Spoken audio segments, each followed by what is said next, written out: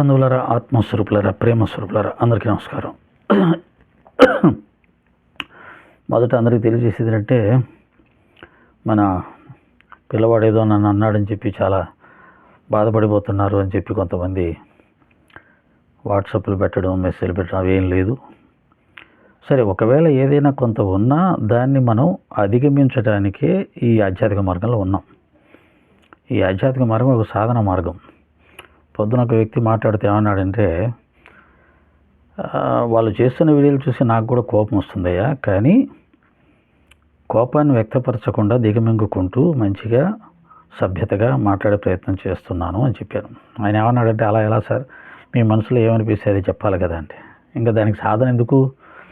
కోపం వస్తే కోపడ్డానికి, తిట్టాలనిపిస్తే తిట్టడానికి, కొట్టాలనిపిస్తే కొట్టడానికి, మనసుకు ఏదనిపిస్తే చేయడానికి సాధన ఏముంది? ఇంద్రియ నిగ్రహం ఏముంది? ఆధ్యాత్మికం అంతా మనో నిగ్రహం, ఇంద్రియ నిగ్రహం మీదే ఉంటుంది కదా.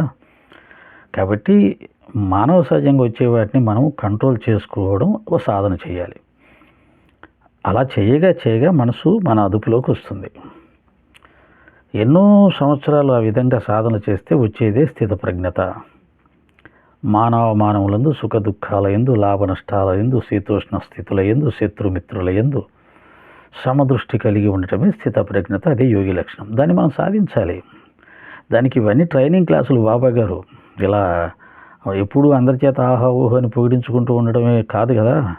కొంతమంది చేత అలా తిట్టిపిస్తుంటాడు, ఇంకా రకరకాల విమర్శలు చేస్తుంటాడు. అప్పుడు నీ మనసు ఎలా స్పందిస్తుందో చూసుకో ఒకసారి. నువ్వు స్థితప్రజ్ఞత సాధించావా అని బాబా ప్రశ్నిస్తాడు. అది ఒక్కసారిగా రాదు. ఇలాంటివి ఎన్నోసార్లు మనం ఎదుర్కొంటూ ఉంటే, నువ్వు వాటిని అధిగమించడానికి సాధన చేసుకుంటూ వెళ్తూ ఉంటే ఏమన్నా కానీ చెల్లించిన స్థితి వస్తుంది. చెలిస్తూ చివరికి చెల్లించే స్థితికి వస్తుంది. కాబట్టి ఇవన్నీ తీసుకోండి, సాధారణంగా లైట్గా తీసుకోండి, సీరియస్గా తీసుకోవాల్సిన అవసరం లేదు. జరుగుతుంటాయి. అన్ని రూపాల్లో బాబాగారే మాట్లాడుతున్నాడు అని అనుకోవాలి కదా. అన్ని రూపాలు నావే అన్నాడు కదా.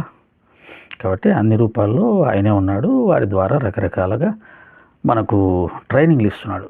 ఓకే, రేపు శ్రీ సాయి సచ్చరిత్ర 73వ అంటే ప్రత్తినారాయణరావు గారు మొట్టమొదట సచ్చరిత్రని ఇంగ్లీష్లో నుంచి తెలుగులోకి అనువదించి ముద్రించబడి ఆవిష్కరించబడినటువంటి రోజు మే 19, 1953. 73 సంవత్సరాలు అయింది. ఈ ఉత్సవాన్ని మన సాయి టీవీ అనిల్ కుమార్ గారు కనిగిరిలో ఘనంగా ఏర్పాటు చేస్తున్నారు. ప్రతి సంవత్సరం ఈ కార్యక్రమాన్ని వాళ్ళు చక్కగా ఆనందంగా జరుపుతారు. నిజానికి సాయి భక్తులందరూ కూడా రేపు శ్రీ సాయి సచ్చరిత్ర జన్మదినోత్సవాన్ని జరుపుకోండి. మీ ఇళ్లలో సచ్చరిత్రని పూజించుకోండి. సచ్చరిత్రని బాబాగారి దగ్గర పెట్టి చక్కగా దానికి కూడా ఒక దండ వేసి పూలు జల్లి అక్షంతలతోటి సాయి అష్టోత్తర శతనామావళి చేస్తూ సచ్చరిత్రే సాయిబాబాగా భావించుకొని పూజించుకోండి. సచ్చరిత్రకు బాబాకు తేడా లేదు అనే భావంతో పూజించుకోండి, బాగుంటుంది. ఇప్పుడు మణి అమ్మగారు ట్రాన్స్లేట్ చేసిన ఓవిలో సచ్చరిత్ర యొక్క గొప్పతనాన్ని ఆ తల్లి చాలా గొప్పగా చెప్పింది. అంత గొప్పగా మళ్ళీ ఎవరు చెప్పలేరు. అందుకే నేను మళ్ళీ అలాగే అది చదివి నేను వ్యాఖ్యానం చేస్తే చాలా పలచగా ఉంటుంది, తేలిపోతుంది. అలా కాకుండా అందులో ఉన్న మాటలను ఉన్నదన్నట్టుగా పారాయణ చేసి వినిపిస్తాను. సూర్యుని కిరణాలు వేరు కావు కదా. సకల లోకాలకు వెలిగినిచ్చే సాయి భాస్కరుని కరుణ కిరణాల ప్రకాశమే శ్రీ సాయి సచ్చరిత్ర. చంద్రుడు వేరు, చంద్రుని కిరణాలు వేరు కావు కదా. ఓషధీనాథుడైన సాయి చంద్రుని చల్లని పున్నమి వెన్నెల శ్రీ సాయి సచ్చరిత్ర. అగ్ని దాని తేజం వేరువేరుగా ఉండగలవా? సర్వభక్షకుడైన అగ్నిహోత్రుడు సాయిదేవుడు. మన జన్మల కర్మ వాసనలను భస్మం చేసే యజ్ఞకుండం శ్రీ సాయి సచ్చరిత్ర. సాయిబాబా యజ్ఞ భగవానుడు. అహోరాత్రులు నిర్విరామంగా ప్రజ్వరిల్లే వారి పవిత్ర ధుని వలనే శ్రీ సాయి సచ్చరిత్ర మన సంస్కార సమిధలను దహించి వేస్తుంది. సాయి యొక్క అసమానమైన విభూతి ప్రసాదం వలనే సాయి యొక్క ప్రాసాదిక గ్రంథం శ్రీ సాయి సచ్చరిత్ర అనుపమానం. పువ్వు దాని తావి విడివిడిగా ఉంటాయా? మధుర పదార్థాన్ని దాన్ని మాధుర్యాన్ని వేరుపరచగలమా? సాయిబాబా మధుర మనోహరమూర్తి. వారి మధుర మోహన రూపాన్ని, మధుర మందహాస వదనాన్ని, మధుర దరహాసాన్ని, మృదుమధుర ప్రవచనాలను, మధురోపదేశాలను, మధుర బోధనా పద్ధతిని, మధుర సంభాషణా విధానాన్ని, మధుర హాస్య వినోదాలను, మధుర ప్రేమామృతాన్ని ప్రవహింపచేసే మధురమయి శ్రీ సాయి సచ్చరిత్ర. ఎన్ని రకాల మధురిమలు ఉన్నాయి సచ్చరిత్రలో, ఎన్ని రకాల మాధుర్యాలు ఉన్నాయి సచ్చరిత్రలో. మాధుర్యాన్ని గ్రోలడం కూడా రావాలి. తుమ్మెదకే వస్తుంది మకరందాన్ని గురడం, అన్నిటికీ రాదు. ఈగలకు దోమలకు రాదు. అలాగా సాయిబాబాని ప్రేమించే వారికే సచ్చరిత్రలో మాధుర్యాన్ని తీసుకోగల అదృష్టం వస్తుంది. సాయి యొక్క స్థూల శరీరాన్ని మనం ఇప్పుడు చర్మచక్షులతో చూడలేము, కానీ వారి ఆకర్షణీయమైన రూపాన్ని, వారికి ప్రతిరూపమై వెలసిన శ్రీ సాయి సచ్చరిత్రలోని జ్ఞాననేత్రాలతో చూడగలం. బాబాగారిని మనం చూడలేదు ఈ జన్మలో. అప్పుడున్న జన్మలో ఏమైనా చూసింటామో తెలియదు, గుర్తులేదు. కానీ ఇప్పుడు కూడా మనం బాబాను చూసిన అనుభూతి పొందాలంటే శ్రీ సాయి సచ్చరిత్ర పారాయణ ద్వారా ఆయన్ని ప్రతి క్షణం మనం చూసిన అనుభూతిని పొందే అవకాశం ఉంది. అందరం అలాగే పొందుతున్నాం, అలా పొందుదాం. సాయి ప్రదర్శించిన వింతలను, విశేషాలను, విచిత్ర లీలలను మన తనివి తీరా చూసుకునే దర్పణం శ్రీ సాయి సచ్చరిత్ర. అంతేకాదు ఆది వ్యాధి బాధలను నివారించే చికిత్సాలయం, భవరోగానికి ఔషధం, ఐహిక ఆముష్మికాలకు ఆలవాలం శ్రీ సాయి సచ్చరిత్ర. అది సచ్చరిత్ర గొప్పతనం ఏంటంటే, మిగతా ఆధ్యాత్మిక గ్రంథాలు చదివితే ఆధ్యాత్మిక జ్ఞానం వస్తుంది, కానీ సచ్చరిత్ర చదివితే భౌతిక జీవితానికి సంబంధించిన జ్ఞానం కూడా వస్తుంది. భౌతిక జీవితంలో ఏమి మార్చుకోవాలి, ఏమి నేర్చుకోవాలి, ఎలా జీవించాలి, ఎలా జీవించకూడదు, ఇది చెబుతుంది. అదే సమయంలో ఆ పారాయణ వల్ల మన కష్టాలు, నష్టాలు, రోగాలు కూడా తొలగి తగ్గి ఒక ప్రశాంతమైన జీవితం కూడా ఏర్పడే అవకాశం ఉంటుంది. వేదోపనిషత్తుల సారం పరమార్థ సాధనకు అత్యుత్తమ సాధనం. వేదము, ఉపనిషత్తులు, వీటి సారం ఏంటి? మన వాళ్ళు అంటుంటారు వేదాలు, ఉపనిషత్తులు, వేదాల్లో ఉన్నాడా, ఉపనిషత్తుల్లో ఉన్నాడా, రకరకాలుగా. అన్ని శాస్త్రాల సారం ఏంటంటే భగవంతుని పొందటం, మోక్షాన్ని పొందటం. ఆ భగవంతుని పొందటానికి, మోక్షాన్ని పొందటానికి కావలసిన సాధనా మార్గాలు సచ్చరిత్రలో ఉన్నట్టుగా చెప్పినట్టుగా మరో గ్రంథంలో మనం చూడలేం. ఎందుకయ్యా అంటే ఇది గురువుకు సంబంధించినటువంటి గ్రంథం. గురువు ఒక్కడే ఆత్మజ్ఞానాన్ని ప్రసాదించగలడు, ఆత్మ సాక్షాత్కారానికి కావలసిన మార్గాన్ని చూపగలడు. మరి ఇంకా చాలామంది గురువులు ఉన్నారు కదా, ఉన్నారు. కానీ ఆ గురువులు, ఈ గురువు అందరూ ఒకటే. కానీ ఈ కాలానికి మనలాంటి సాధారణమైన వ్యక్తులకి పరిగెట్టే ప్రపంచంలో ఎటువంటి పూజా పునస్కారం కూడా చేయడానికి అవకాశం లేని, ఎటువంటి నియమాలు పాటించడానికి అవకాశం లేని ఈ పరిగెట్టే ప్రపంచంలో కూడా మనని ఆధ్యాత్మిక మార్గంలో నడిపించి, ధర్మ మార్గంలో నడిపించి మనను ఉద్ధరించడానికి సాయినాథుల వారు అతి సులభమైన మార్గాలు ఇందులో చెప్పడం జరిగింది. అందుకని ప్రస్తుత కాలానికి ఈ సచ్చరిత్రే గురుచరిత్రగాను, సాయినాథుల వారే దత్తాత్రేయుడుగాను భావిస్తూ సాయి సమాజం ముందుకు వెళ్తూ ఉంటుంది. దానికి రావలసిన ఫలితాలని చాలా సులభంగా పొంది తరిస్తూ ఉంది. సూర్యకిరణాల తాపాన్ని, వర్షధారల పాతాన్ని తప్పించుకోవడానికి గొడుగు క్రింద తలదాచుకుంటాం. తాపత్రయ బాధల నుండి తప్పించుకోవాలనుకునేవారు సాయి అనుగ్రహ ఛత్రమైన శ్రీ సాయి సచ్చరిత్రను ఆశ్రయించండి. వర్షం నుంచి తప్పించుకోవాలన్నా, సూర్యుని వేడి తప్పించుకుంటే గొడుగు పట్టుకుంటాం. కానీ ఈ సంసార సాగరాన్ని దాటాలంటే, ఈ సంసార సాగరంలో వచ్చే ఇబ్బందుల్ని అధిగమించాలంటే శ్రీ సాయి సచ్చరిత్ర అనే ఈ గొడుగు కిందికి రండి అని చెప్తున్నాడు. అగ్ని సంపర్కంలో ఉన్న కర్ర అగ్నిలా మారిపోయే విధంగా నిత్యం శ్రీ సాయి సచ్చరిత్ర శ్రవణ మనన నిధిధ్యాసలు చేసే వారు దివ్య స్వరూపులైపోతారు. ప్రతినిత్యం శ్రీ సాయి సచ్చరిత్రని పారాయణం చేయాలి, చేసిన దాన్ని మననం చేయాలి. మననం చేసిన దాన్ని మదిలో నిక్షిప్తం చేసుకోవాలి. నిక్షిప్తం చేసుకున్న దాన్ని అవసరం వచ్చినప్పుడు ఆచరిస్తే అది మనని తరింపచేస్తుంది.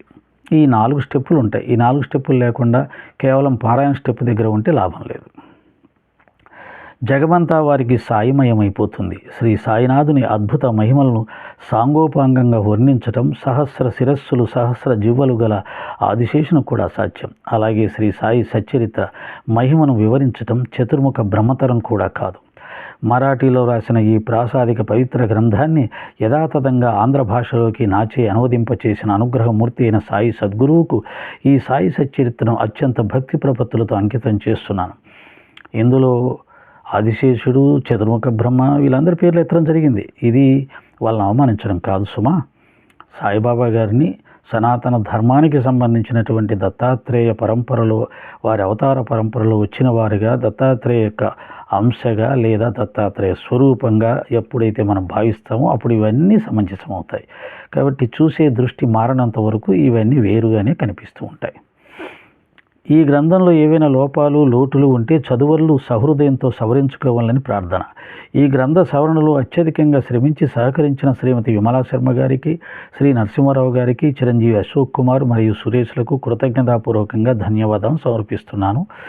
మూకం కరోతి వాచాలం పంగుం లంఘయతే గిరిం యత్కృపహాతమోహం వందే పరమానంద మాధవం. సర్వే జనా సుఖినో భవంతు, సమస్త సన్మంగళాని భవంతు.